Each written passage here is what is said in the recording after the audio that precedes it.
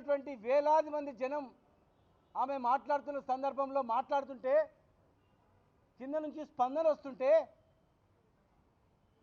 మొన్ననే భర్తను కోల్పోయినటువంటి ఆమె తన భర్తను గుర్తు చేసుకుంటూ బాధతో కన్నీళ్లు తెచ్చుకుంటే అది నువ్వు డ్రామా అంటావా? అది యాక్షన్ అంటావా?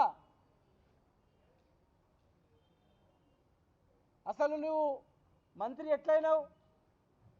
ఆ కమ్మ సామాజిక వర్గం వాళ్ళు ఓట్లేస్తేనే మంత్రి అయినావు. ఇప్పుడు మంత్రి ఎట్లయినావు? ఆ సామాజిక వర్గ కోటలే మంత్రి అయినావు. ఖమ్మం జిల్లాలో ఖమ్మం సామాజిక వర్గం వాళ్ళు మా జాతి గురించి కొట్లాడతాడు, మా వాళ్ళకు ఆపదలో చాదుకుంటాడని చెప్పి మీకు ఆ స్థానం వచ్చింది. మరి మీ సామాజిక వర్గంలో ఒక యువకుడు చనిపోయి బై ఎలక్షన్ వచ్చింది, అది ఎక్కడన్నా కాదు, చనిపోయిన సందర్భంగా వచ్చినటువంటి బై ఎలక్షన్లో ఆ సందర్భంగా అయినటువంటి మీటింగ్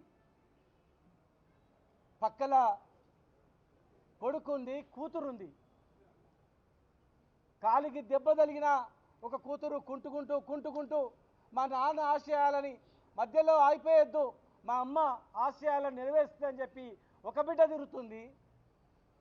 కుడి పక్క కొడుకు, ఒక పక్క బిడ్డ తల్లిని ఓదార్స్తుంటే ఆ ఓదార్చే ఏడుపుని నువ్వు యాక్షన్ అంటే ఆమె చనిపోయినప్పుడు ఎంత బాధపడ్డదో ఇవాళ నువ్వు అంటే ఆమెకు అంతకన్నా బాధతో కుమిలిపోతా ఉంది.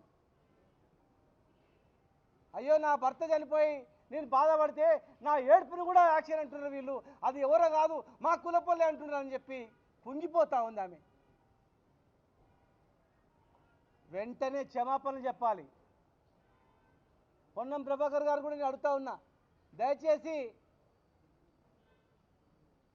అలాంటి చనిపోయినటువంటి మీ పట్ల కూడా చాలామంది ఉన్నారు, అట్లా బై ఎలక్షన్స్ వచ్చినాయి, అట్లా జనంలో వచ్చినప్పుడు మొన్ననే చనిపోయిన భర్త గుర్తొచ్చి ఏడుస్తారు. ఏడ్చింది ఓట్ల గురించా?